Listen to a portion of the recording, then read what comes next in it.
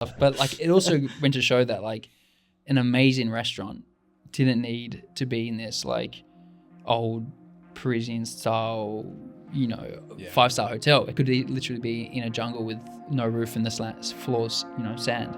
Insane. But it's how everything comes together. The lighting, the food, just the energy you create. But it doesn't, like, everything can be built, anywhere.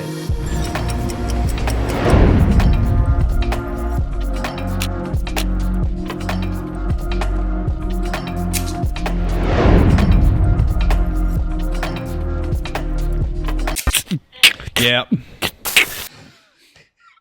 The start of the podcast is always so funny. So yeah, why don't you tell us about your life? That's why you're here, because we're interested in you, who you are. Little Hugh, Yeah. the OG, the original Hugh Allen. What was he like growing up? Like as a baby, or I mean, I not don't as a remember. baby, As long as you can remember, whatever you think. as you were a kid, Yeah. were you interested in food? Were you not? Yeah, no, I was always interested. I was always a little curious kid. Yeah.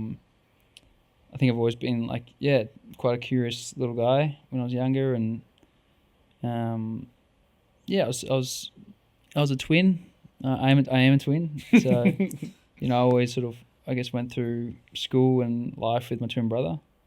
So we were sort of in the same group. So we have, had really amazing friends from primary school, which I'm still friends with a bunch of them now. And super Whereabouts close. did you grow up? North Melbourne. Okay. So Sounds fun. that's my ancestral home. But unfortunately, I go for North Melbourne in football as well. So You guys we're are not, copping it a bit been for copping a it long for time. Yeah. 15 years. We've copped it. So. But yeah, so then just that's all I'd say. Nice. Yeah. Was there any like healthy competition between you and your brother as twins? To be honest, he was generally much better at everything than me. He's much physically bigger. He's taller. He's always been fitter. He's always been like, we always played sport. We played so many different sports. He's always better than me at all the sports. He's always the captain. He was always, like I was. So he's that guy. yeah, he's that guy. Yeah. What is he doing now?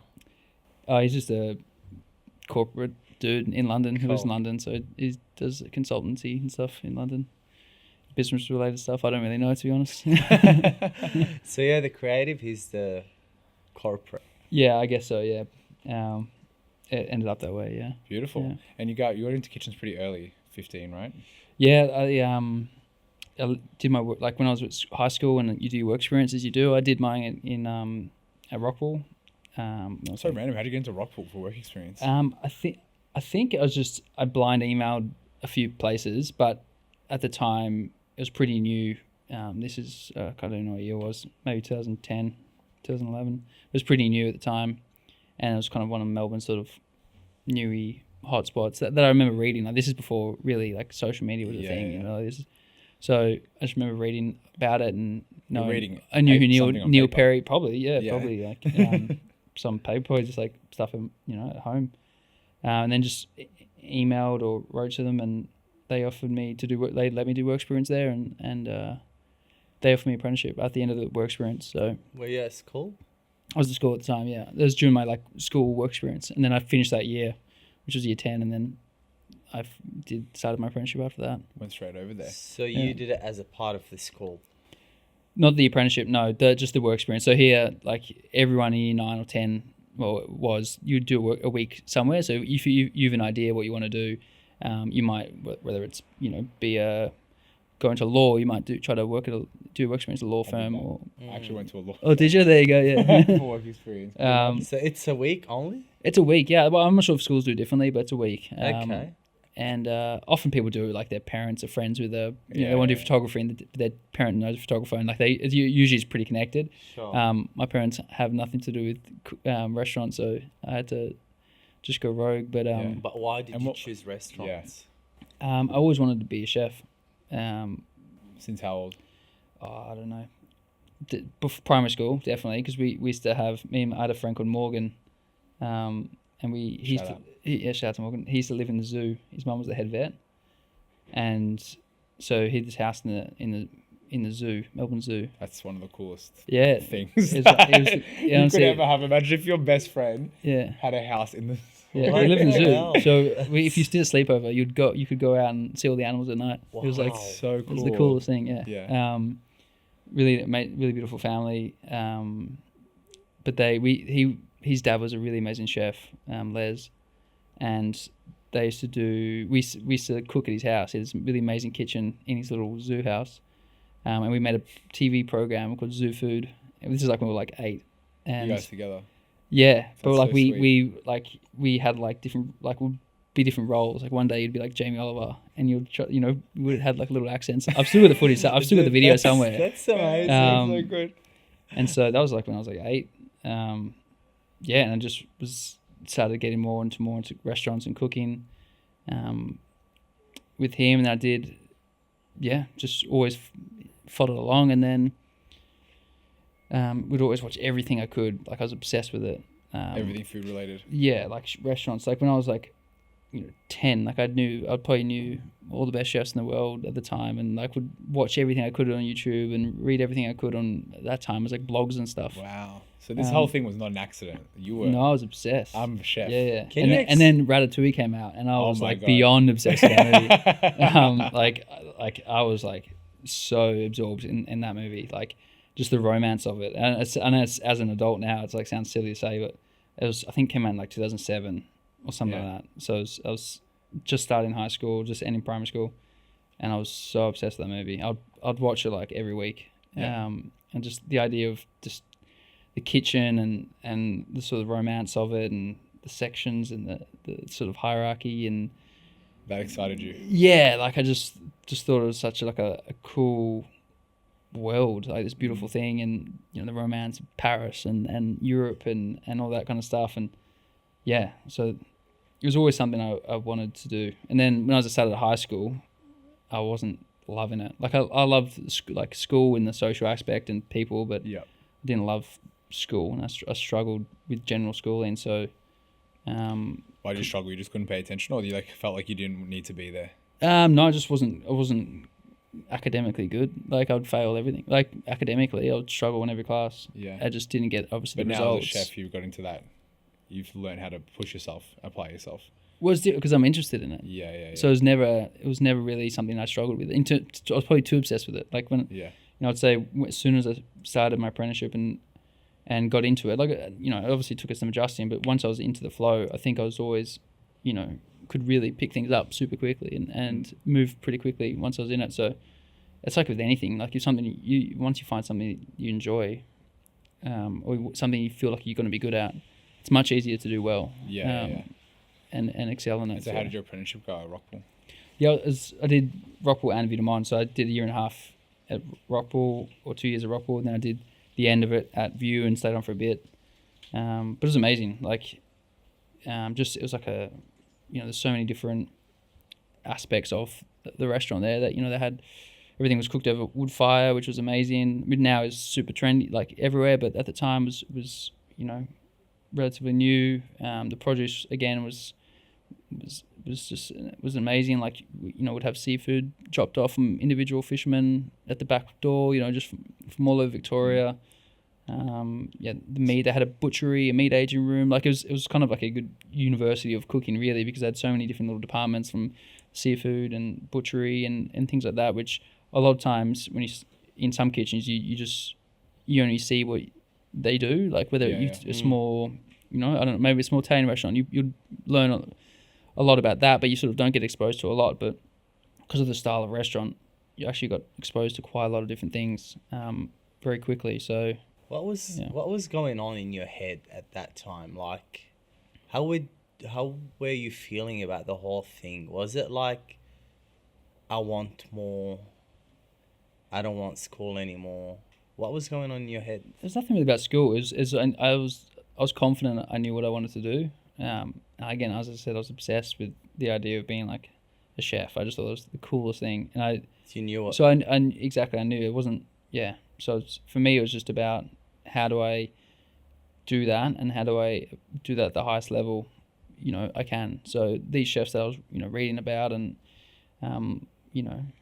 at that time, El Bulli, which is Ferran Adria, was the chef, which was in Spain, was sort of the start of the modernist movement, which is like a movement in cuisine, like stuff like that. Like these guys were like gods to me. It sounded to me like you were confident in this decision, in this obsession.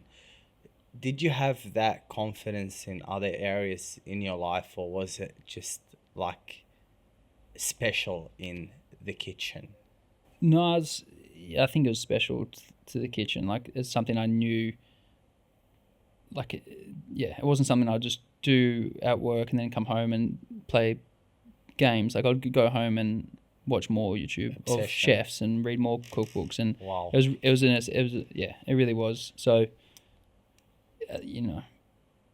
it's like anything. When you start something, you're excited about it. It's like whether you're a job or it's a relationship. The start is like it's just got an energy that you want to get immersed yourself as much as possible, and everything excites you. And that's what it was like to me at the start. Yeah, I could relate when I started photography 12 years ago, and I bought my camera. I mean, I didn't know I wanted to become a photographer and make my whole, like, it wasn't even something I could imagine at that time, but it was everything I did in my life, like all the time. Like the camera is with me all the time. I'm learning, watching, asking. It's interesting. Yeah, 100%. And then how were your parents at that time? Like, did you drop out of school? Yeah, I dropped out of school, Yeah, they were honestly so supportive of it. Now I look back, like, as an older person and think it was, because they're, dad's a doctor and mum's a nurse. They completely different worlds. Like, they didn't come from, that kind of creative side of things. So, but they were super supportive. I mean, my dad would pick me up at 12:30 after work, 12:30 in the morning, and then he would be working at the hospital at 7 a.m. And pick me up. They were dedicated. Yeah, 100%. I guess you're moving in like some good spaces with the restaurants that you're working. Yeah, I think so. They can see a future for you for sure. Yeah. When you become obsessed with things, I feel like in life, you only have so much room for many other things. Did chefing just become your whole life, and like other things just kind of fell to the wayside? Yeah, it did, but like I think you also regain new things in that world. So like, obviously, when I started thing and it sort of became consuming, and I loved it. Obviously, like you miss out on school thing. Like you sort of, that time I was leaving school as well. Like there's still a lot of school things happening, and whatever birthdays, etc., and you miss out on a lot of those things. But I think you sort of just find new things that you enjoy. Not necessarily you're missing out. You're missing out on things you used to do maybe, or old things, or for example, like you have to stop playing a lot of sport because a lot of it was on weekends. Like footy was on Saturdays and stuff. Like obviously you can't, especially if you work in restaurants. Like Saturday's like the busiest day, so things like that you do have to sort of forgo, which sucks in a sense because. Do you feel like you missed out on an important part of your childhood, or not really? No. Yeah. No, I don't. Because I'm still, my closest friends then are still my closest friends now. I think when you're really close with someone or have, you have great friends, if you don't see each other for a year, it doesn't mean you're not friends anymore. Yeah, like it's, like I know they've got their own things going on. My twin lives in London. I'm not calling him every day or think him every day. I might see him every 6 months or so, but doesn't mean we love each other any less. It's just. How did that obsession change over the years? Like, do you still treat chefing or being chef the same way? Like, or do you value work-life balance a little bit more? Absolutely. I'd say the biggest turning point for value in work-life balance was COVID, because by that time it'd been nearly 15 years where I'd worked like pretty intensely in restaurants, and it was the first time you were forced to stop. So I think then you sort of being home every night, just having much more time to yourself. It was that was a big, I think for the whole industry was a big like shit like that. Do we want to go back to what we were doing or like be that immersed in it? So I think that was a bit of a turning point where I thought maybe since then I've valued, things outside of work more, and you do, like, my love of it hasn't changed. You do, I think you lose a bit of that, like just like urgency about, like, I have to do that, I have to see this, I have to do that. Of urgency. But my love of the industry hasn't changed. But I think it also comes with wisdom, and just like with anything, and you just kind of figure out a way for it to fit your life in the time that is most relevant to you. Yeah, exactly. Yeah. Do you know what I mean? Yeah. Like, I'm sure that, now with your wisdom, you understand that you don't have to be so into it to be good at it, because you've already gained all that knowledge. So that means that you can apply yourself in a different way that maybe suits, your lifestyles and your needs, and that recalibration after COVID more. Yeah, I think so. But also I do think, like, I mean, the way I see it, it's like you're competing with someone else, basically, you know what I mean? And I think, that obsession is what makes you, what brings your success. And, I do feel like obsession is not just about, like, working harder. It's about, like, I don't know, your mind, the way you think about things. It's like you just never switch off, you know what I mean? It's like you're always thinking of, like, a better way to do something, or I don't know, that's a creative mind, always kind of thinking, I can do it better. Yeah. How can I do it better? Who's doing it better? I can learn from them, Yeah. Interesting. So what happened next after the internship? After finished apprenticeship, and then I went to Denmark. Well, I traveled for a bit, and then ended up in Denmark. Why Denmark? The restaurant, there's Noma, well, it still is, but at the time was the best restaurant in the world. They'd won best restaurant in the world multiple times. It was. So you went there. Yeah, well, it wasn't that easy, but for me it was like the Mecca. That's like, it's like if you're a soccer player and you wanted to go play for Real Madrid or something. Like, it was like the Mecca, and I was always like, how, and I've always been like, how do I get to be in the best I can, like in the best situation I can. So Noma was, the almighty, and so that was my goal. So first thing I did was, like, just get a visa for Denmark that I could work in holiday. And then I went there and I sort of emailed again just saying I'm here, blah, blah. And then they didn't have any jobs, which I never expected. They get thousands of applications a day. But then did a few weeks work experience. I knew a few people that worked there in senior roles, which I think helped. And then I got they didn't have a job, but they were doing the pop-up in Australia. They did a pop-up in Australia in 2016, start of 2016. And so I was just like, oh, well, I'd love to be able to help. Turns out I'm actually from Australia. Yeah, exactly. Well, were you here? No, I was in Denmark. I'd got a lease. I'd got my visa, and they were like, "Oh, okay, if you want to come, like, sure." Because I was like, "Yeah, I'm an Aussie." And you're like, think? dude, also no problem. Yeah. I just get a lease or anything. I'll come back. Yeah. So, but it was in Sydney. I'd never even been to Sydney like that much. But I went. I stayed in a hostel during it and helped them throughout the pop up. And at the end of that, they still had no job. But then I went back to Denmark because I was, had a lease, I had my visa, and I was like, at that point, I was like, probably like, okay, I need to find a job here now, because I'd settled on the fact of, I always wanted to go live in Europe, and I'd settled on the fact of Copenhagen because of Noma. But if I couldn't get a job, I still wanted to stay in Copenhagen. So I was sort of a few blinding emails around, just seeing what's around. And at that time, I had no good resume. Like, decent places, but short amount of time because I'd just finished my apprenticeship, and then I kept bugging the head chef at Noma at the time, and then about 3 weeks after they got back to Copenhagen, he messaged me saying, "Hey, we've got a job if you can get to Copenhagen soon." So they probably thought I was back in Australia. So then I just said, "Perfect, I'll be there next week." Turns out next day, Yeah. How did you feel? So with that, them bringing you to Australia, Yeah. that was your first opportunity to work with them, obviously. Yeah, I'd done a couple of weeks in Copenhagen, but with Noma? Yeah. Oh, you did it with them before? Yeah, I did a few weeks, like, hanging out, like, not as part of the team, just just like observing. With them. Yeah. And what was, was that, because that was maybe your chance to prove yourself, I guess, to them, right? Yeah. How did that feel?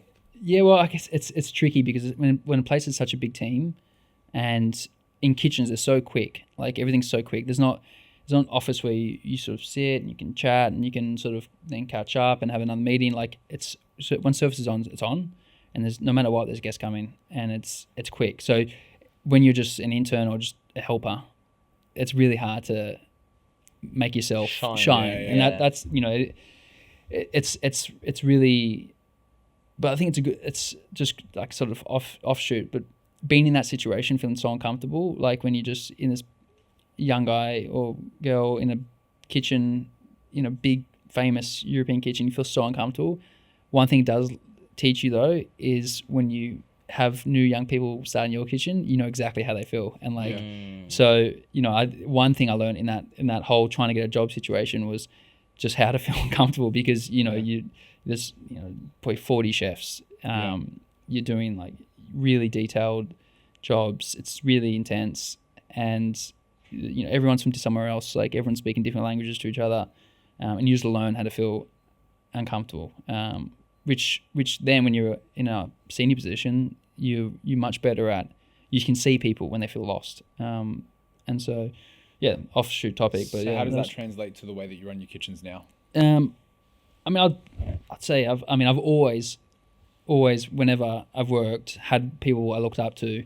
That was like whenever I get to a management position, that's what I would like to be like, because they're the people I like working with. So obviously I never liked getting yelled at, screamed at. So I'm not a yeller or screamer. I don't have it in me. Like, you know, he does not give the slightest. Like this guy.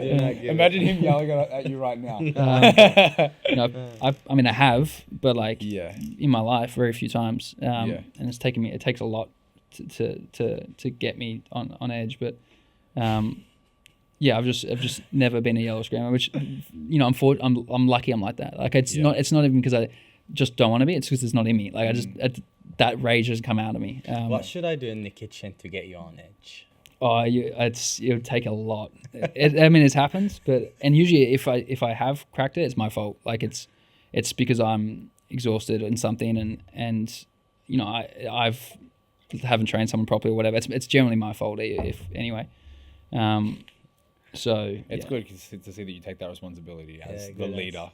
You know what I mean? Because it's like, if someone in your team is not doing the right thing, I mean, usually like you're the person that's taught them to do the right thing. So 100%. Well, Thomas Keller is one of the great chefs of the world. You know, he's very famous to saying like the most important thing is hiring, because firstly you have to hire the right person, but then if you hire someone and they're struggling or whatever, you know, that's your responsibility because you've hired them to try to, you know, some people can get things instantly and some people can take 3 months to get something. But I think once you've hired them, you've made a commitment to... Yeah, on that topic, like if someone... Oh, shit. Sorry about that. Siri's got a question. If you think someone is not doing well in your kitchen and they're nice and, you know, like everything is cool, how do you deal with this situation? If, you know, look... I can't keep these people on the team. Like, how do you mentally deal with that? I think it depends on the kitchen. Vue's quite a big kitchen. Like, we've got 30 chefs. So we can have people at different skill levels of people that might be struggling. I think that when you have a really small team, if you're a kitchen of 5 people and you had someone who's really struggling or really, you know, quite a bit slower at the jobs, that's when I think it's a different scenario, because when a percentage of your team, you know, might be falling short of the requirements, as a different scenario than when you have a bigger team, because you can kind of pick things up. I think it really depends. If the person is really like wanting to, like you can see it, they really want to be improved. They just, you know, they need to get their skills up. They need to get the speed up, but they can really show that they do want to get there. Then you just have to be empathetic and like work with them and try to support them to it. There are sometimes it's, you know, the people just are struggling and then they also don't really care that they're struggling. They're kind of like whatever. But generally they like, that sorts themselves out. Like it's not for them in the end. So like, yeah. So it's, I don't know, sometimes it just sorts itself out. But I think once you employ someone, you do have to, you know, it is on you to do everything you can. There's a point where it's like, there's a point where there's nothing more you can do. But do you like now in your career, do you spot people that like had the passion and like focus and desire that you had back then, or do you think this kind of like being a chef perspective has shifted? No, they're still there. Yeah. No, we get some crazy, super passionate people. Like, I don't know if that people like hustle to the same level as like maybe back in, like, you know, for me, like when I was 19, I moved overseas. Like, I could not give a crap what I was doing, what job I was doing, like what prep thing, what section I was on, how much I got paid. I could not care. Like, it was not even a question to me. That's a ballsy move. I was just happy to be there. Fuck it, I was just happy to be there. Like, I was just, I just wanted to immerse myself in it. Like, I really didn't care what I did. And I think maybe people now, which is a good thing, people are more, you know, aware of like, you know, making sure they're not getting totally screwed, which is you know, which is great. But the level of like love for you know, cooking and young people getting into the industry is still there. Like, I had an apprentice, Beth, who's off in London. She was like crazy obsessed. Like, we had to be like, she'd work all, you know, with us, and then on the weekend she'd take another job and work, and then whatever the other day off, she'd be learning at a butchery, and then Christmas should be making like, or all the time she'd be making tasting menus at home for her parents, you know, like 5-course tasting. She's now like 21 or 22. She's in London now. She's working at Koi, which is one of the best restaurants in the world, 2 Michelin stars. She was the same. Like, she was just super focused, obsessed, just had to do it every single day, had to do something. Like, she felt like she was wasting time if she wasn't just like cooking and like learning and cooking and learning. So, and that was, you know, a few years ago. That's amazing. There's still people there. How do you feel now? So Vue de Monde I think it's the best restaurant in Victoria. It depends. There's no such. It's objective, but like that's what it is. That's what it's like what it's voted as. Yeah, but that's and now kind of it's a silly thing because, like, you know, it depends what it is. It's you know, subjective. It's just, well, it depends on the things. Like, you know, what's your best? You know, like what, you know, if we all you know picked our favorite chair in this room, we're all gonna have a different best chair. You know what I mean? Like, we don't have. But I was just saying it not in the context of that. I was saying it more as, you know, now I guess if someone wanted to be one of the best in the world and they were coming from Melbourne, they would want to brush shoulders with you at Vue. One of you would be one of the people that would want to. So how does it feel now that you're kind of on the receiving end? I'm sure that you get a lot of applications for people wanting to work with you, young people. Yeah, we do. Yeah. How do you feel, and how do you inspire those people? I don't really know. Like, we get so we got an amazing team.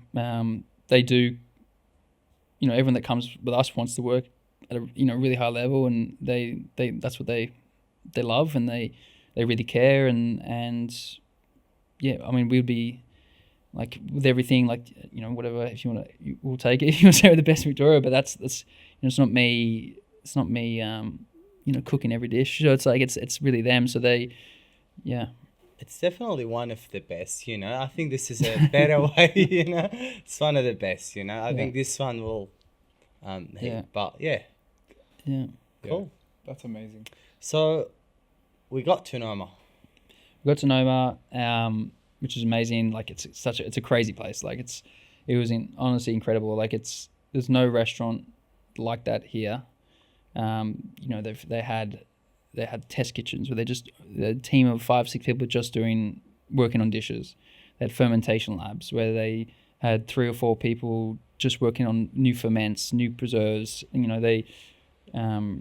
René's the chef owner would always say, you know, working on new sort of letters for their alphabet for cooking. Then they had production kitchen, you know, with, you know, where it'd just be, you know, a lot of prep and production.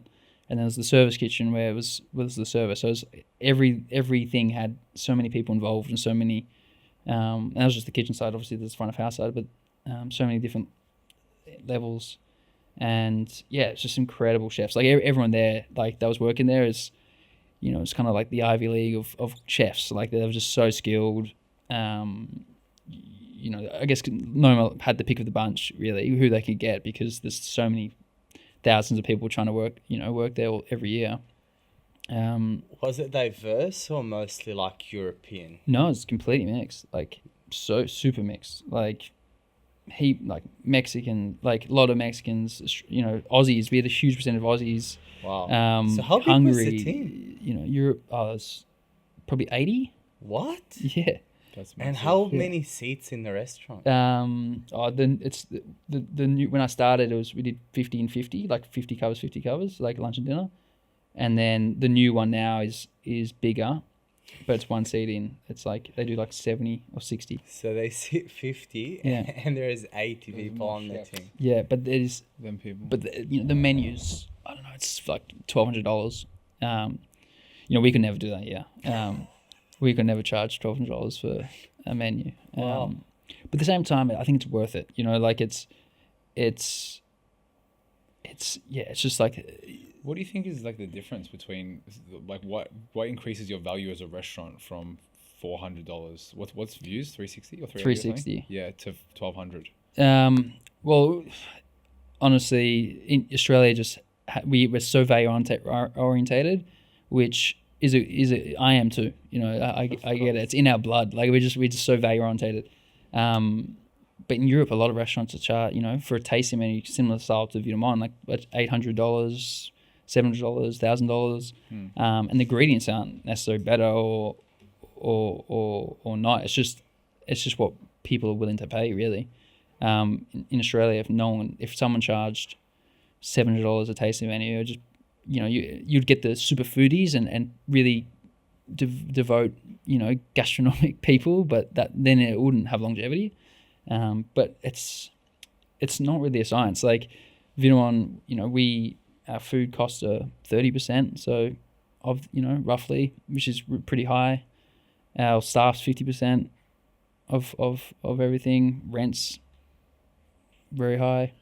Yeah. So what's left over in that 360 is maybe a few percent, if anything. And so just because a restaurant's expensive, which it is, like there's no way around it, it's an expensive restaurant, doesn't mean there's necessarily more profit or more left over.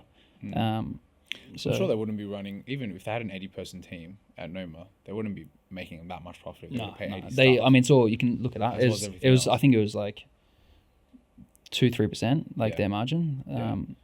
Yeah. But I think, you know, like a person like René at that scale, like I don't think he's just going to rely on what Noma makes him, you know. There is a lot of other opportunities that come from, you know. Yeah, but he does not care about money. That's the thing. And I think, you know, I'm the same. Like money's great. Like money's great.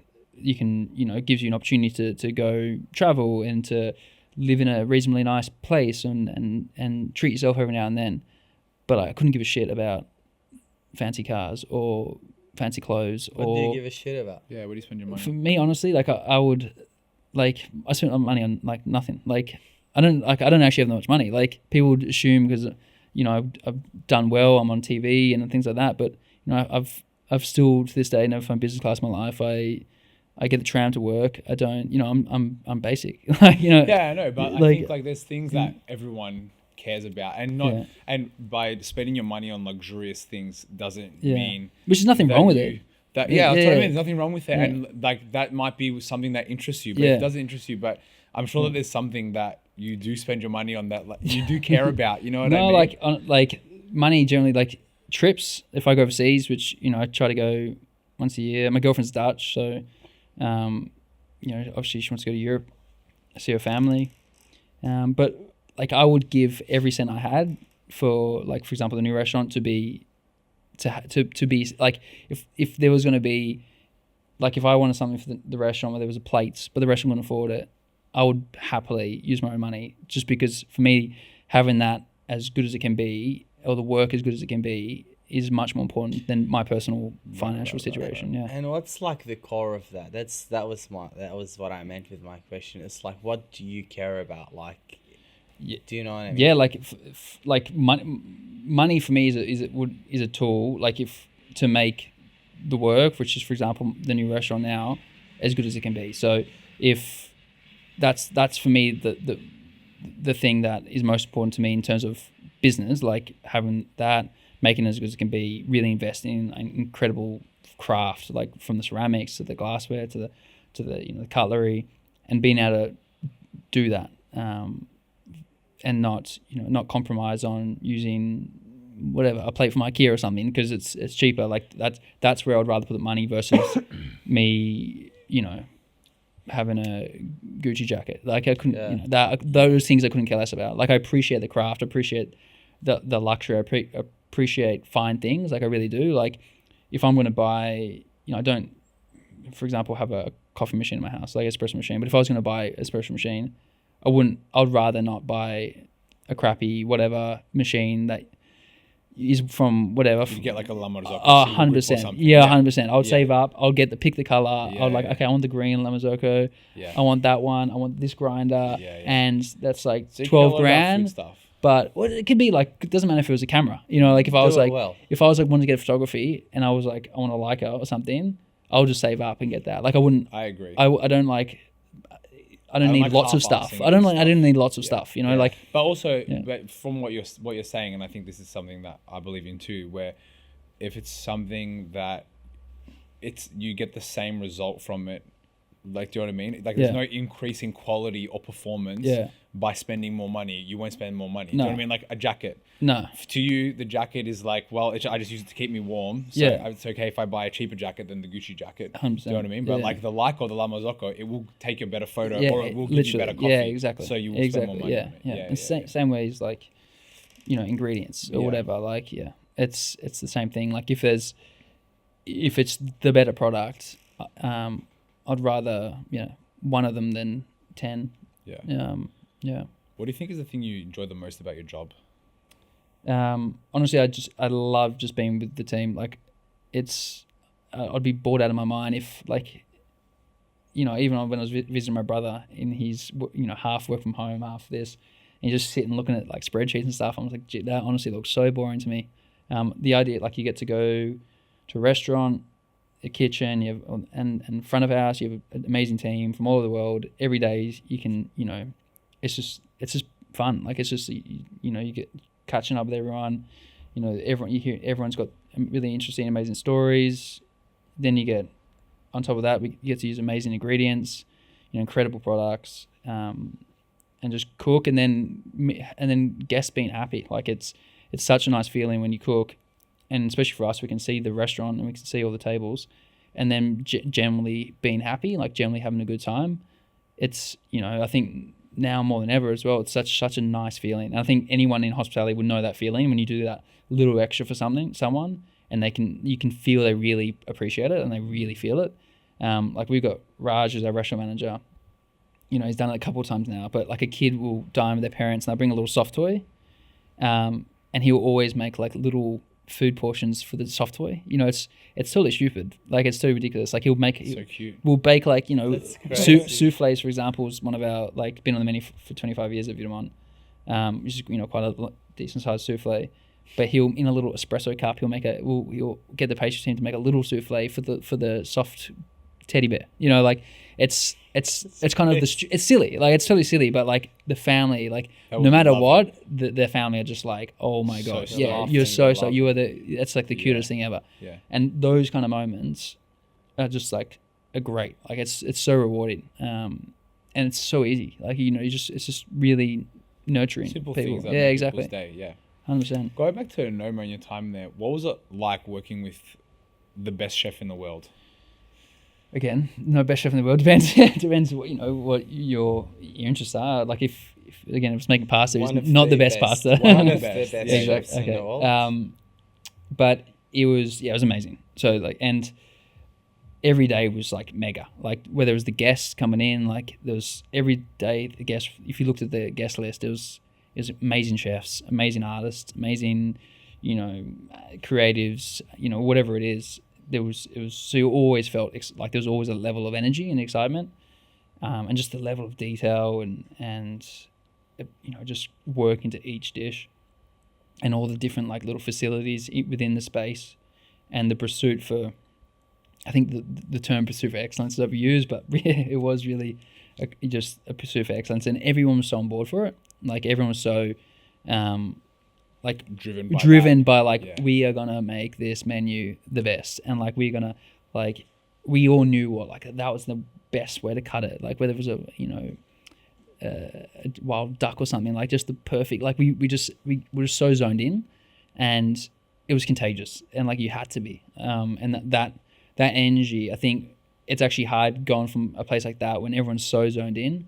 I think I would struggle to go do something like where it's a bit too like just a bit more casual and people just do it because they need a job, but they their main interests are XYZ. I think I would really struggle because I've always worked in places where, like, especially since going to Europe, where it's everyone's so zoned in, and really gives a shit. So but that was like, it was just, yeah, it was amazing. Like the produce and stuff are obviously incredible, but just the level of creativity as well, like the level of innovation, like they really the style setters of the world, gastronomy, like in that sort of top 50 kind of style restaurant.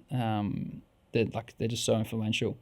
They're the Beatles. Like there's been different genres in restaurants and different styles, like in music, and they really did break through. So it's just like being part of that. You felt part of it. Yeah. What did that experience teach you the most? I mean, in terms of now, like skills and things I saw, it's not even, it's really not like food, really. It's a way of thinking bigger picture, I think, and having, like, not compromising. Everything they did, that was just not compromised. Like when we did the renovation not renovation, when they moved Noma 1 to Noma 2, everything was like so thoroughly thought out, like who the architect is, and then during it they wanted a bit more work on the interior design. So they got an interior team, and then who's going to make the furniture, and what stories that furniture tell for the place, like what how does that relate to they're a little bit away from this, but their whole thing was about time and place. So you knew you were in 2025 and you knew you were in Melbourne, but you knew you were in that time, 2018 or 2017 in Copenhagen and in the Nordics. So like, how did that tell the story of the region? And then with the makers, like everything, like the glassware, the craft, and everything was so thought out, and had so much meaning. Like nothing was just there for there. Like everything was so thought out. Which I feel you kind of sharing now about the new restaurant. Yeah, like the way you promoting it and talking yeah, about 100%. Yeah, like 100%. Like everything needed to have for the new restaurant. Everything needed to have a meaning. Like I couldn't. The last thing I'd want was like some like gold leaf ceiling, or like some flashy chandelier. Like I couldn't give a shit about that. It was, I really wanted, if we're going to do a tiled wall, like where's the tiles from? And originally, like with the architect John Wardle and the team at Wardle, they're incredible, and really just jumped on it, and they just got it. Like when someone just gets it, like sometimes you work with people where it's like I'm sure it's the same with you guys. And there's like whether it's a food producer or photographer or whatever, and you have a bit of an idea in your head, and they just get it. They're just like, oh no, I know exactly what you're going for. You don't have to like over explain, and like things they bring to the party is exactly the things that you'd want. Alignment. Exactly, like really aligned. But we just like, they just totally aligned and they totally got it. And even early on, we're looking at tiles. Like there's not really many tile manufacturers. Like we're looking for everything to be made in Australia, and mostly in Victoria. And if we're using not just made, but also like the materials from here. So for tiles, for example, like the walls are all going to be like a terracotta handmade tile, like curved tile, but no one really made tiles. So they were looking at a manufacturer in Japan who does a lot of stuff for them, and I was like, we can't. Like it's just like like absolutely we can't. Like I get it, but for me it's like, if we're going to be using all this food from here and the Australian wild seaweeds from here and amazing wild kangaroo from there, and then but in a room surrounded by Japanese tiles, of course they're gorgeous, but like it just, for me, that ruins the synergy. Like it ruined the whole thing. Story. So it ruins the story. It had to feel authentic. It had to feel right. So then like that was, then we we basically, convinced such force a tableware manufacturer to learn how to make and create tiles, which is that's kind of funny. This is unreal. That's kind of funny. It's like they didn't even make the tiles. You guys are like, no, they never made tiles in their life. What's YouTube, bro? Yeah. Oh, it was big, huge effort. But yeah, so everything. So that's that kind telling of your personality. Yeah. But dude, yeah. the way you're talking about this project is like inspiring. Just the way you're talking about it, your eyes, it's it's powerful. Yeah, why don't you tell us a bit about it? Yeah, a little bit online, but we're skipping a little bit. I can give you a quick synopsis. I can give you a quick synopsis. So anyway, I finished in Copenhagen. It was amazing. I did in that period. I did Mexico, like we did pop-ups in Mexico, Japan. Tulum. Yep, did Tulum pop-up. I think that was crazy. You guys are only cooking on coals and it was all fire, oak walls. That's hectic. Good lesson though. Yeah, the restaurant was out. The restaurant was outside. It was in a jungle essentially. The floor was sand. Good content, man. Yeah, yeah. There was some beautiful stuff, but like it also went to show that like an amazing restaurant didn't need to be in this like old Parisian style, 5-star hotel. It could literally be in a jungle with no roof and the floors, sand. Insane. But it's how everything comes together. The lighting, the food, just the energy you create. But it doesn't like everything can be built, anywhere. But it was amazing. Then we opened New Noma, and then end of 2018, I came back home. Why'd you come back? Parents were sick. Okay.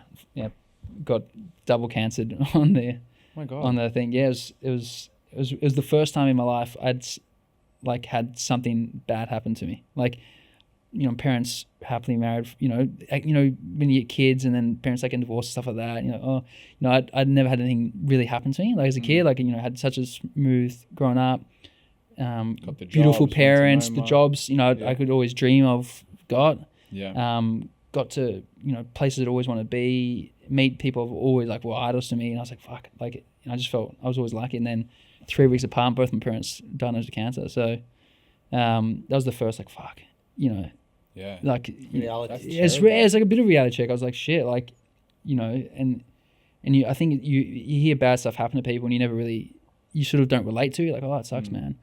But then Did that kind of pull you out and make you feel like, I don't know, not that there's more to life than cooking, but like there's other kind of things like force of family always comes first. Like I would give up anything for my family, like and the health of like anyone would. I think like you ask the richest people in the world that have lost a family member, and they all say they'd give everything up for their thing. So it doesn't pull me away. Like I'm not like I see things from a different perspective now or anything like that. Like as my goals, what I wanted to do and the restaurant and everything, I'm still doing. But the journey. You do when something like that happens, you do feel like a sense of things are fragile. Not everything's like things can happen at any time. So, But anyway, fortunately they're both still with us. So, doing well and. Thank God to, science and researchers, and we have things That's that great. can. Yeah. So happy to hear that. But that was 6 years ago now. But that's why I came home. So I didn't really come home with the intention of, with a job or aspirations. Like I always wanted to own a restaurant still, but it wasn't why I came home. So I would say you were about like 23, 4. I was 23 when I came back. And then Shannon was selling Vue. And I was just sort of hanging out there, to be honest, just for money, like just for a job. So you were working at Vue de Monde? Not when I first got back. I was back for a month or so, and then I needed income. So then I just texted Shannon, and he was always like, he liked you. Yeah, and I was an apprentice. He's also, would make sure I had income, whether I wasn't even needed. Like they put me in like a group sous role, which honestly was doing nothing. Like I wasn't a necessary person there, so like it was more just to look after me. But then he was selling the business, and when he basically was like, I want you to run the restaurant. Like obviously there's still people running the business, but be the head chef or executive chef of Vue de Monde. I was like, oh, chef, that's not what I came back for. You know, so who was the head chef? Chris is the head chef. He's still the head chef. Chris. But Shannon Bennett was the owner and chef, and he was selling the business. Sure. At that time, so yeah, and I've known him when I was an apprentice, and I was back, and obviously I had good experience from Noma and stuff like that. So, but I was like, I don't know if that's what I really want to do. Scary. Firstly, I'd never been a manager, so I've worked in great places, but always as a relatively junior person or chef de partie, which is like a section leader, but I'd never been a head chef or even a sous chef. So then I was getting my first job in a management role. I was going to be an executive chef of a big team. I was 23. Wow. And it's not why I came home. You know, it's like I came home just to like chill with my parents and sort of try to be there. And then I was, speaking to a few people and like people looked up to and previous people I worked with, and they were just kind of good opportunity, man. Just do it. Like, and I was like, did they have 3 hats at the time? No. No. And anyway, and then I said, yeah, cool. All right, let's do it. And thankfully, like the team sort of general manager, Hugo's still there now, was there. Chris, who's the head chef, still the head chef now. Dorian, who's the head som, he's now wine director. And, they were like, they grabbed me and made sure I succeeded. So, what was your role at that time? Executive chef. Executive chef. Okay. Yeah. So, yeah, like, it's sort of, yeah. He must have seen something in you, man. Yeah, no, I think he did, but yeah. No, like, we always got on and I think he trusted me. But yeah, anyway, yeah. And that's sort of what went happened with to it. the dreams of the European lifestyle and the thing?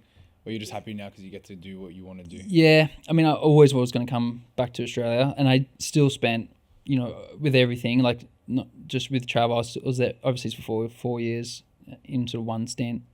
So I didn't feel like I would have done more, but I didn't feel like I missed my, I missed my moment. Like I wish it wasn't that I was like there for 6 months and came back. So, but yeah, I always loved Australia. Like, even now when I go away after a couple of weeks, I'm always like, yeah, it's lovely, but like I'm happy to get back into my little routine back in Melbourne. So, yeah. But yeah, and then just fell back in love with here and home and meeting amazing creatives and makers and craftspeople and producers and people, and just settled back in home. And I was home for a year, and then we had the great COVID lockdown. Yeah. So that's when I guess, things sort of stopped. But during that period, after 6 months of getting back, I was like, I want to do I always want to do my own restaurant. And I knew it was never going to be quick. So I didn't want to wait 6 years and then start trying, and then 6 years later open something. So I kind of was looking for a potential spot, and sort of you meet people, especially a place like Vue, like you meet people that, different people you might want to work with or need in the future. So it's amazing place to, connect, network and connect. Yeah, 100%. And also build a bit of a profile. Sounds like a wanker saying that, but like it's important. It is though, it's important, but especially now, like it's so competitive, and everyone's fighting for bumps and seats. Really, like doesn't matter who you are. Like everyone needs bumps and seats. Having like it's like MasterChef. Doing like after the first episode of MasterChef, like every single night now, guests are like, "Oh, we love you, MasterChef." Before that, no one had a clue who I was, besides like foodies or like media, no one had a fucking clue who I was. And it's like, and it's not like something that I'm not like, yes, I love TV. Like it's not, I actually don't enjoy doing whatsoever. Like they're amazing. Like the crew's amazing. The show's, I think, great, but it's not like a passion of mine. Right. But it's for business sense, it's such a, because it's wide net. Yeah, exactly. So, yeah, I forgot where I was going, but anyway. So we were talking about like Vue de Monde, obviously, we you're leading that team, and obviously, like, I'm sure you learnt a lot leading a bigger team, you know? Yeah, no, I did learn a lot. Which brings us to, like, another question is, like, how do you, like, you spoke about, like, building a profile. How do you feel like these things kind of come to you? Do you, like, put in the effort to build that profile, or do you think you just work hard, cook good food, lead a good restaurant, and, you know, you'll get eyes on? Or I think it's all the above. But I think you have to, there'll be something that breaks through. So, like, in terms of profile, if that's what you want, like, it's not necessary if you don't have a high profile, you failed or anything. Depends what you want. But generally, it's a combination of just doing generally well in your field, I think. But then I feel like you also need to stand out a bit. Like, you can't just do the same thing everyone else does, and you have to, and you'll get some sort of lucky break. Tell me about yours. I mean, I've had so many. Like, everyone's career comes back to a few moments. Like, if I didn't get the job at Noma, I probably wouldn't have got, to be sort of where I am now. If I didn't come back and then Shannon put me in the role, and able to met the people to be able to do the restaurant I'm doing next. If I didn't do my work experience at Rockpool, and the chef who offered me an apprenticeship, of course, I would never, so people give you little things along the way. But in terms of, like, publicity, I mean, the big one was MasterChef, and that was during COVID, or the start of COVID. I was just not for menu, just for fun. I was like creative things. I was working on, like, a series of, like, native flora, like, edible things like gum nuts and bottle brushes and, like, native flowers we have in, like, as desserts or in edible form.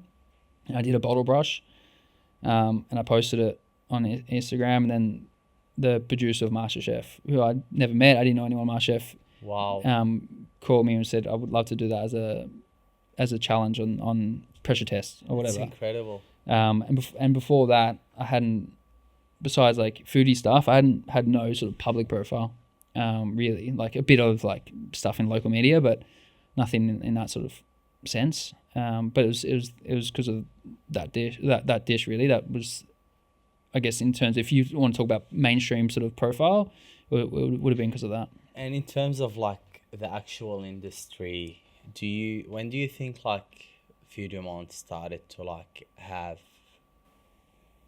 like, kind of presence and, like, get recognized and, get well before me. Yeah, like, because it's 25 years old. Yeah.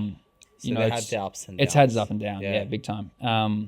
It's had good years, it's had bad years, but it's like a lot of businesses. But I think we're in a good spot. Yeah, it's So when you took over that role, where was it? It was a funny time, because it was the chef had, the sort of head chef had left. Shannon was selling the business. It wasn't particularly respected or well regarded. I think it had a bit of a bump.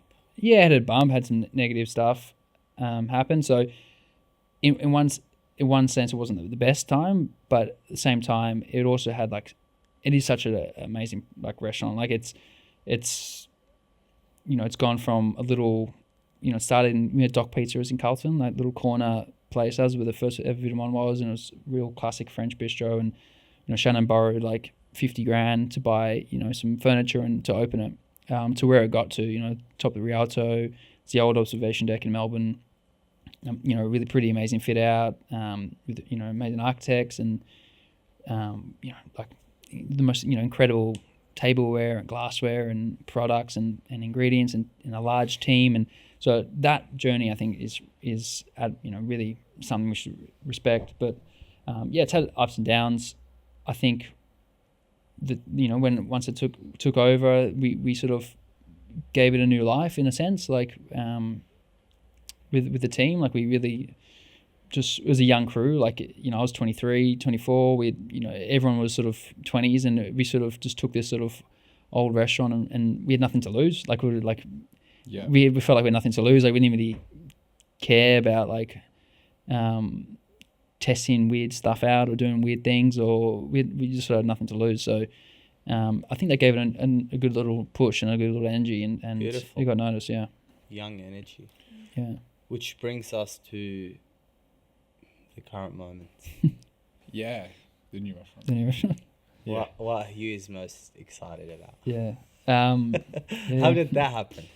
Well, I was always looking for a space, and again, I always wanted to do my own thing. And then during COVID, again, one of those things of COVID, Wow, is I was living at my parents' house at the time, and on the 5K radius walk, which was where the Fitzroy Gardens was, and I was just strolling, getting a coffee and just strolling around, and then that building was derelict. Or the building's gone. We're building a new building, but the building that was there was derelict and empty, and I was like, fuck, that could be pretty sick restaurant. This is like 2020. It's hard 2020. wow. The current one, where it is now. Where it is now. The building that's, you walk past and look, that's a new No, building. I remember the building. Yeah. For sure. Yeah. So the old building yeah. was just totally derelict and empty. And obviously that time, City Melbourne weren't going to put in any money. What was that building before you took it over? It was a restaurant. Before we took it over, that was randomly used for like the odd art thing. But the first ever building there was built in 1902. And it was a dining room and kiosk. And then the building There's that this burnt little down, and then playground next to the Tudor Village. Yeah. Yeah. We have nothing to do with the Tudor Village, but it is cute. But it's always been hospitality. Before, like, the last hospitality venue was, sandwiches and tea and like a kiosk. I reckon everyone in Melbourne is excited about this. Agreed. What's coming? I hope so. So tell us more about it. Yeah. So is it Yiaga? Yiaga, yeah. Yiaga. Yeah. Okay. So anyway, then I got the space. I was like, fuck this. I think, and the more I'd walk past it, like, I think a week, I walk past it every day. I was like, fuck it, it could be pretty cool. Wow. And then, Can't believe that. That's a crazy story. I love that. And so I just called the City of Melbourne. And I was like, hey, and at that time I was, what was I? 25, maybe 25. And so I think when you feel a bit, when you're in that age, you sort of feel a bit like they're adults. Yeah. I'm calling an adult, like I do. But what I've learned is,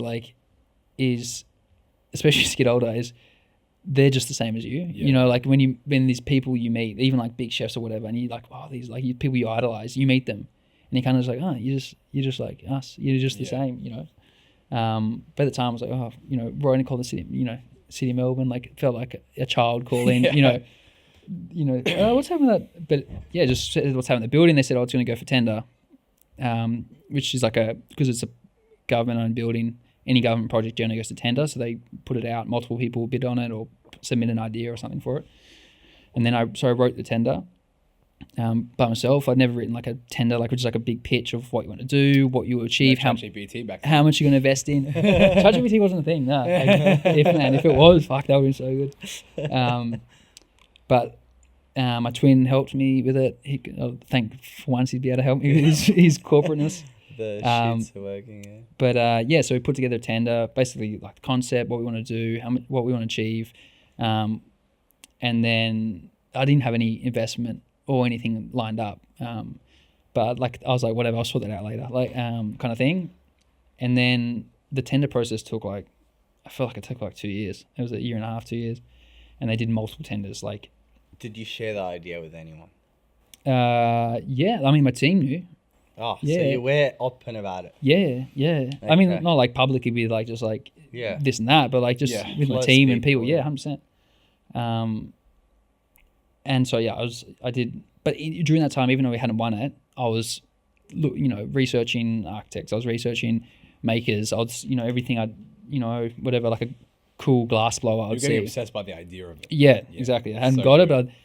Anyway, such a good feeling. Yeah, 100%. But at the same time, you invest so much into it, and then if you didn't get the space, the heartthrob. Right. But you would just get another one. Yeah, but I don't think there is another one. That would have been the journey. Yeah, I don't think there is another one like this. Yeah, for me, great restaurants are always in amazing spaces. Yeah, I think and it doesn't matter if it's in the jungle in Tulum with no roof or sand on the floor. Is a beautiful, by the beach in this Mexican jungle in Yucatan. It was amazing. Local restaurants, like I love, like, Bray, they got an amazing farm, like you drive out there, it's got a beautiful farm, they grow a bunch of the produce, they've got rooms, like it's an amazing setting, it's a beautiful setting. Vue it's got a uniqueness as well with, the fit out. Noma is incredible. Yeah, so I wanted that. I wanted something that's special, and like something that feels like, I think those great restaurants always have that feeling of like space, and it's just like a real special space. So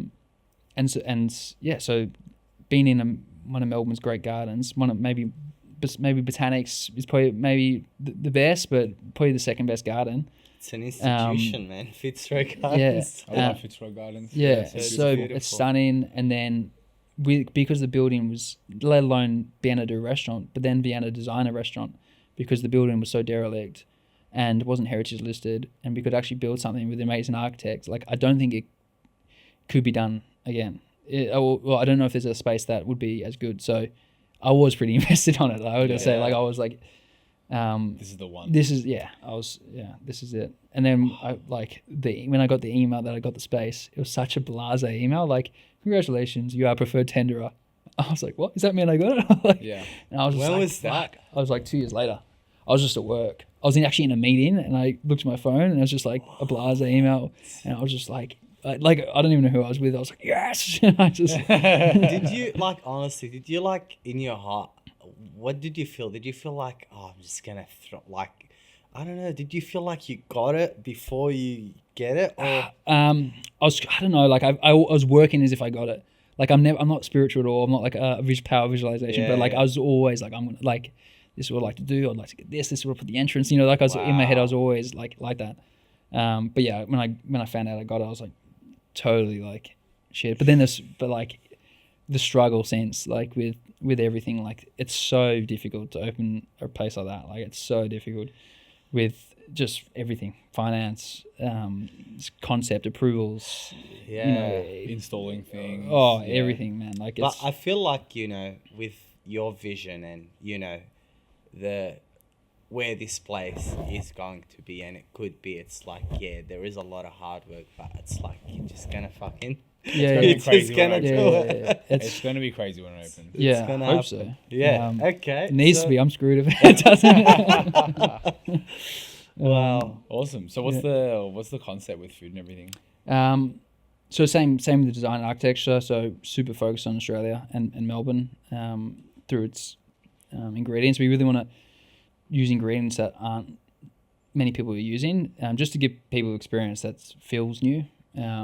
So really right now we're putting started really into the menu now. So just working with some really cool new products and ways of cooking them, and hopefully the food and the space just feel really connected. So with the ceramics, like everything, the plates, everything's designed for each dish, and et cetera, et cetera. So just really creative, but also fun, delicious, Australian. My team hate this, how I describe it, because I always say Australian Zen, which is like Zen as in like that sort of refined, sharp, minimalist thing. I love Zen. I love sort of that Japanese simplicity. Like I love the tea ceremony in Japan. I don't know if you know tea ceremonies in Japan, but they're incredible. Like you go, you sit, you have this ceremony for an hour for one cup of matcha, and I love that. It's just things we've done with ceremony,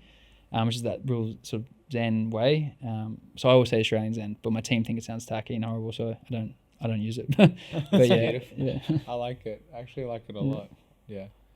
Beautiful. So, do we have a date or? It depends on builders, but hopefully it's October.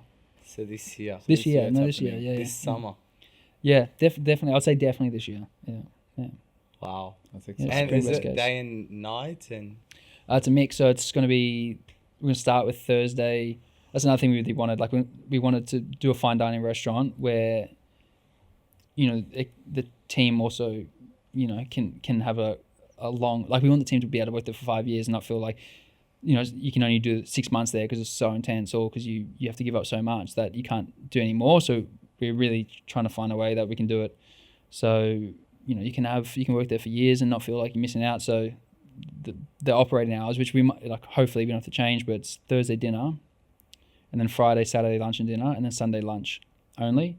So then everyone's off Sunday night, Monday, Tuesday, Wednesday. So you can have sort of, you only work 3 nights a week, but also hopefully at one of the country's best restaurants. So that's the plan. That's incredible. That's wow. the plan. Yeah. Interesting approach. Yeah. Yeah. Yeah. That's like a restaurant designed by people that work in restaurants. Yeah. Well, you know what I mean? That's the thing. I think You're keeping it in mind. it's different. Like a lot of restaurants open with a restaurateur or a group or whatever. And they, obviously their focus is, yes, have a great restaurant, but also make money.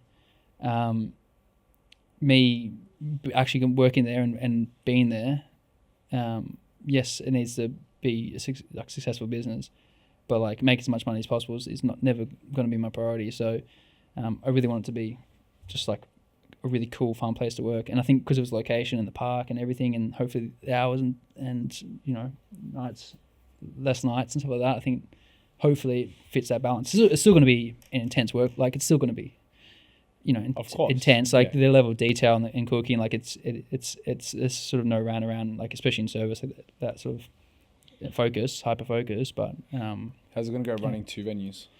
It'll be okay. Like the Vue de Monde, again, is 25 years old. It's the management team that was there when I started, the management team now. I think over time I'll definitely want to hand the reins of Vue to a young gun and like how they did to you, like how they did to me. And it's been a good building block for a lot of people's careers, and I definitely want some that for someone else as well.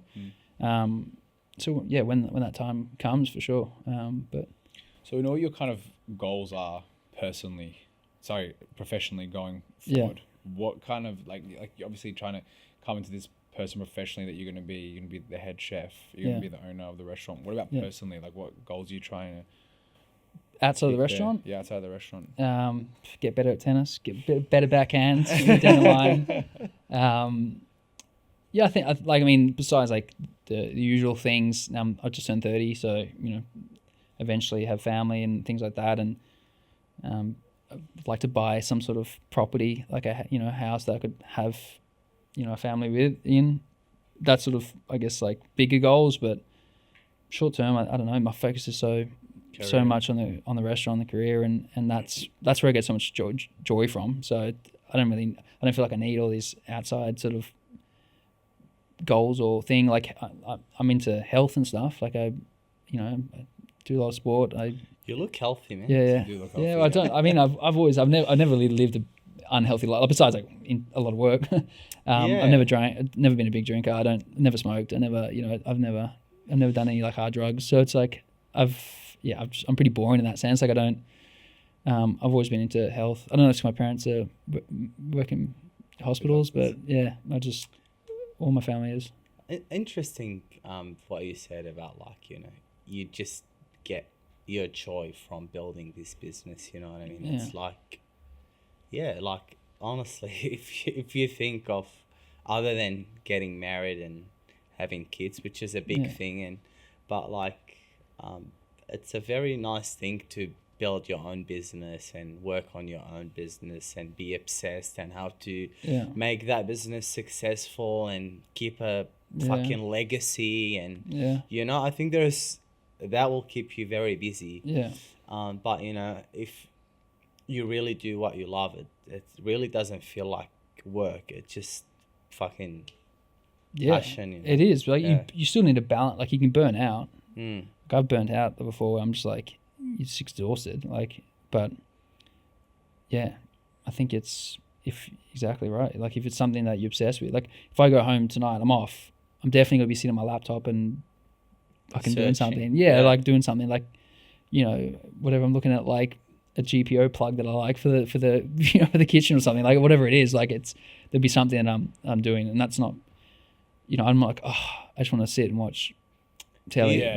Do you think you can be like that and kind of balance your social lives and friends and family? And I think so. I think it depends on who you both are. Can like 100%. Like for me, I don't need like heaps of social things to feel happy. Like community is important, but I don't need like to go out every weekend with my friends to feel fulfillment. Like I can do that once a month, you know, and feel like I still need friends and community and to see my crew, but I don't, like, you know, I work with my friends. Like, you know, every day I'm with, you know, 40 of people I really enjoy hanging out with. So yeah, you really, honestly, I gotta say, like, it really makes me feel good hearing you saying that, because, you know, a lot of the time I find myself, I'm like fucking thinking about work all the time, or, you know, on the weekends, and it's like I get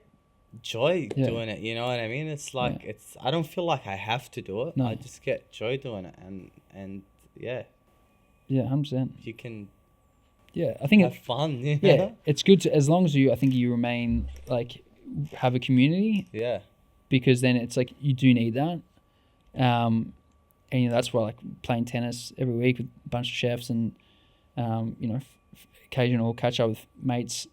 I see my parents as you know, important, once a week if I can. You know, that's all important, but like, it's not. It doesn't. Who gives a shit if you love it and you want to go? If you finish work and you want to go home and, you know, fucking research about a new camera or whatever, or a new photographer. If you enjoy it, who gives a shit? Why did you call it Yiaga? We didn't name it. So because it's the city of Melbourne, is the landlord, and all new street names and buildings or squares or happening, City of Melbourne were either as naming a notable woman in history or getting the local Indigenous group to name it. So the local Indigenous group, the Wurundjeri Council, named it. And it means Sikhs. Yeah. So it's, well, the thing is as well, is the buildings, they'll be there past me, you know, like maybe not the restaurant, but the building, you know, it's been a building there for over 100 years and it will be there after. And I think just keeping it as, you know, the Fitzroy Pavilion or something, like it's you know, it's the name Yiaga means seek and find, and it's so much more beautiful. Like it's so cool. and Incredible name. Yeah, such a good name. I thought you named it. And it's and especially because where it is, you know, you have to find it through the park. It's that journey, that discovery, you know, to seek, to find, and you know, it's just really beautiful name. So like I'm honored we you know, they named it. Yeah, so we got it. And then you're gonna get, oh my god, that park, dude, it's gorgeous. Yeah, dude, yeah. Honestly, I think you spent more time than me. I experienced so much time there. I have so much like photos I took in that park. Yeah, okay. But for me, like this time, the autumn part is like the best. It's stunning. It's just so gorgeous, man. Like, I don't know. It's magical in the morning, at night. Yeah. It's like I'm really just so curious to see how this is gonna all like come out. Yeah, I'll together. show you guys. Yeah, when we're obviously gonna come. Yeah, of course. Yeah. I'll have you now there. we got a little bit of a rapid fire question to finish up with. You got some, or you want me to? I'll ask you a few, and all right. Finish these sentences, okay? A good chef is someone who is disciplined. If I wasn't a chef, I'd be a furniture maker or a crafts person. Yeah. Okay, cool. I thought you were going to say nothing. That's what I thought I was going to say. Yeah. Ask question again. For so long. The biggest lie in hospitality is? Biggest lie in hospitality is, I don't know. Biggest lie. I don't know. I'm gonna have to pass. Pass that. Yeah. Who is the best chef in the world right now? Again, no such thing. I'd say still the restaurant that's the most influential and the most innovative is still Noma. Still, yeah. I saw you were there for their 10 days ago. Yeah. Feed. Oh, Mad. Yeah. Feed. Yeah. It's a chef conference. It's a hospitality conference. Nice. So they've done it for 7 years, but it's a conference with, you know, like some of the world's best chefs and environmentalists and researchers and hospitality professionals in general, and every year's a different theme. So this year was built to last. So it's sort of a conference about building hospitality businesses that can last and be better for the planet, for people, for each other. I got a good one. Do you believe every dish has to tell a story? No. Straight up. I know. You could have gone so deep on it, but just like, no. What do you wish more young chefs knew before entering the industry?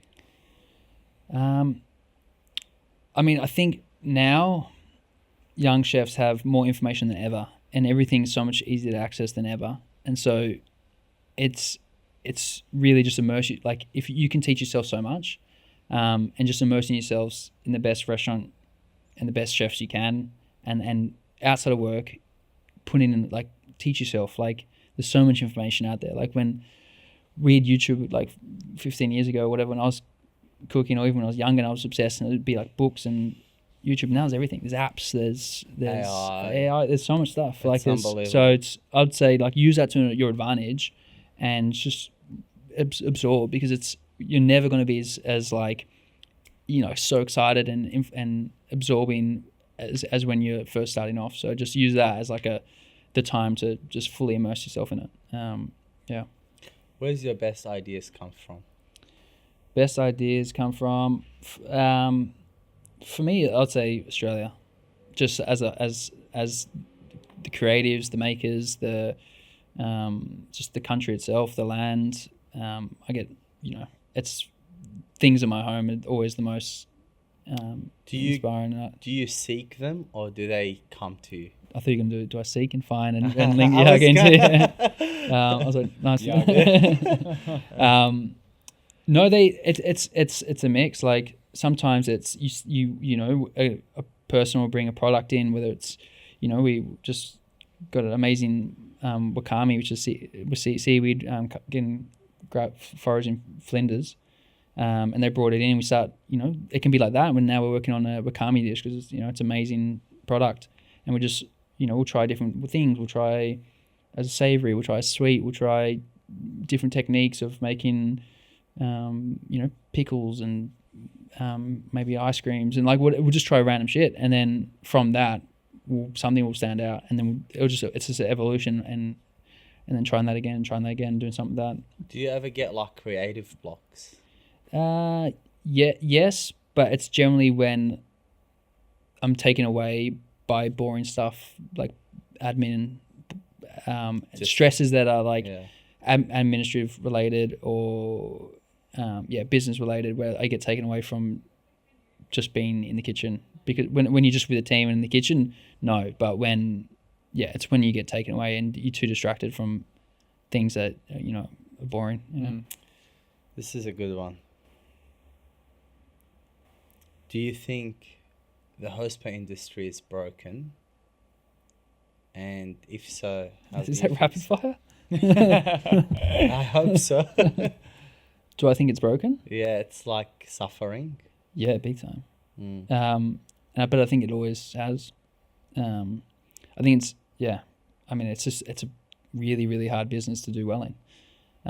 Really, really hard business to make money in, and businesses that don't make money are fucked eventually. So yeah, it's a really tricky business. It's very labor intensive. It's and people always talk about the cost of labor. The cost of labor is fuck all. Like, chefs make, you know, if you're a commie chef, you're making $30 an hour on the base rate. It's fuck all. Yeah, like, if you think about a plumber, you know, why are chefs less valued than a plumber? A plumber making $70-$80 an hour, $100 an hour on a weekend. Yeah, chefs are nowhere near that. And so, like, people always talk about the cost of labor, which I get, because as a business sense, like, our labor as a business is 50%, which is fucking high. But why is that? But it's not because the chefs get paid too much. It's because, well, we can't, because if we were going to be, say all chefs made the same amount as an electrician, right? A burger would be $75. That's the difference. That's the reality. Yeah. And no one's willing to pay that, ourselves included, is no one's willing to pay $75 a burger. But we're building a house. Everyone's just like, oh, we know it's going to be fucking expensive. We know it's going to, like, we know to do the new kitchen is going to be, even if we go to IKEA and get a kitchen, it's still going to be $50,000 by the time we get appliances and things like that. And you sort of just like, it's a once-off, you cop it. But with restaurants, like, if you're going to go out just on a Thursday night, catch up with your friends, you don't want to spend $450 for a few dishes and a glass of wine. And it's not a necessity. It's not a necessity, but it's just what people put value on. And so I think that's the reason. Like, it's. But do they value it less because, you know, say for a plumber or an electrician, I couldn't do that. and I know I couldn't do what you do as a chef. No, I know what I know, but you know what I'm saying? But it's like Yeah. to eat, if I just wanted to have dinner, Yeah. I could feed myself. Yeah, there's a part of that. And also people... Do you get what I mean? Yeah, and people are getting better at cooking. Which is why restaurants have to be... That's why I think restaurants like... And I'm not trying to talk about like myself, but like restaurants like Yiaga or Vue de Monde, they have something that you couldn't just do at home. And that's like...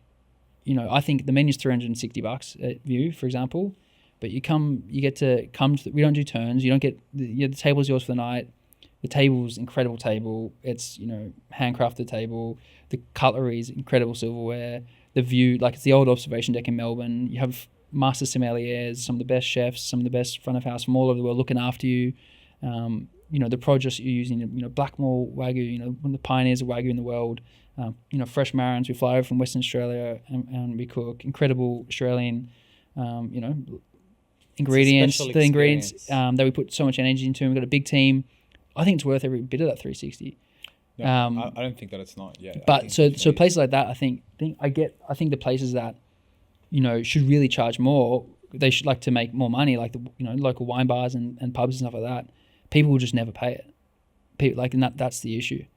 But yeah, people always talk about the cost of labor, and it really fucks me off because chefs are still paid like shit. Like, even if you're a manager, like a junior level consultant who look at spreadsheets and work from home every day, they're paid twice as much as some head chefs. You know, it's like, it's, yeah. But I think a lot of people bring up the cost of labor a lot recently because it's jumped up a lot. Yeah, it's jumped up a lot, but it's still shit. Like it's jumped up a lot. But that's just, it generally just tracks inflation. Like it's like if inflation goes up 7%, whatever, during COVID, you know, there may be like 5% increases in the wage award, but it's just following that. Yeah. It's tricky because the business needs to be able to put up to make it up. But if we just put up, or any restaurant kept putting their menu price up 5% every few months, you know, it'll just get too expensive. So it's like you can't keep up with the increases. Yeah, so I think that's why a lot of people have been speaking about it a lot. Yeah, I get it. Yeah, 100%. But like, it's the solution needs to be on a bigger level. It needs to be government led. It needs to be a bigger thing. And it's how can we, you know, I see restaurants like you know, it's like an art. It's like the arts. You know, other things than the arts. Like if it's like the Australian Ballet or the Melbourne Symphony Orchestra or the NGV, you know, they all get government support. They all get they get donors. You know, a lot of them have donors, which is great. I'm not knocking that. So they're incredible institutions and do incredible things. But they all get donors. They get funding. They get government funding. They get tax incentives. They get breaks. Restaurants don't. You know, we're a creative field that's very labor intensive. We employ a lot of people. And it is creative. It's creative and it's expensive. So I think it needs to come from, like, the solution needs to be, I mean, it's always been a bad business. It's never been in the history of restaurants, it's never been a great business, but I think the solution needs to come from government. It needs to come from people, and people, influential people in the industry, you know, you should be using, people like, you know, I put myself in that, should use their you know, voice to help find a way for restaurants to become better businesses, to become more profitable, but at the same time be able to pay people more, be able to you know, all those things. Like it's a tricky thing. It will never be an easy business. It's always going to be a tough business. People fuck up in it. People make mistakes. So what do you think is the biggest misconception about fine dining?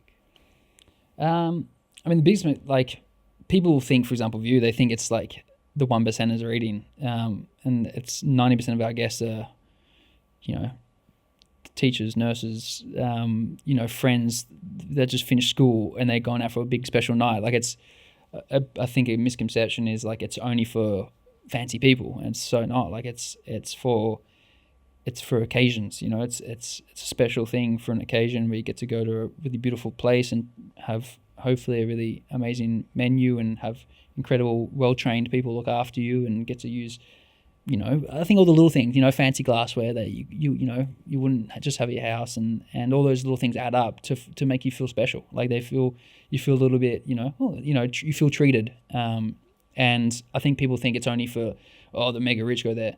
Any of these restaurants, any of these top restaurants in Australia, there's not enough mega rich people for them to be full. You know what I mean? Like we if we do lunch and dinner, you know, we need 100 guests to come to be full. You know, it's a lot of people. Like that's every day. You know, not every day. We're not open every day, but that's every week, every year. So like we need every fine diner needs everyone to come. So I think that's probably the main misconception. That's only for like the elite and stuff like that, but it's really not. Everyone's always welcome, but also restaurants need everyone to want to come and experience it. Yeah. Well, I got one more. You want to go one more? Go, run it. Fantasy question. Dun, dun. Oh, yeah. If you keep it PC. If you can collaborate with any person, dead or alive, chef, artist, anyone, who would it be? Collaborate. I mean, this is a ridiculous one, but if I could just like play tennis with Roger Federer or something, it'd be something like that. But obviously it's not in my field. But like that, I like that. Yeah, something like that. Yeah. Like if I could play doubles with like Nadal and Roger, and just have a hit, that would be something. Who would you want on your team? I'll take either. I don't know. Nadal's a lefty, so maybe that will play to our advantage, being right hand and left hand. But I don't know. Roger's my goat. So I just think he's just a legend, personally, professionally. Beautiful. Yeah. I like it. Yeah. Did you want to add anything? Or? No, I think we've covered. We're pretty good. A lot of rapid fire questions. Yeah. That's all right. Yeah. Thanks, Hugh. I think some big questions in rapid fire. Usually that's like, tea or coffee. What's your favourite vegetable? No, we call them like that. We try to trick the guests. But try to get in your head. Thanks, Hugh. That was really very thanks so much for me, informative guys. and fun. That was beautiful, man. Yeah. We could keep going. You're a great person to talk to. You're very passionate.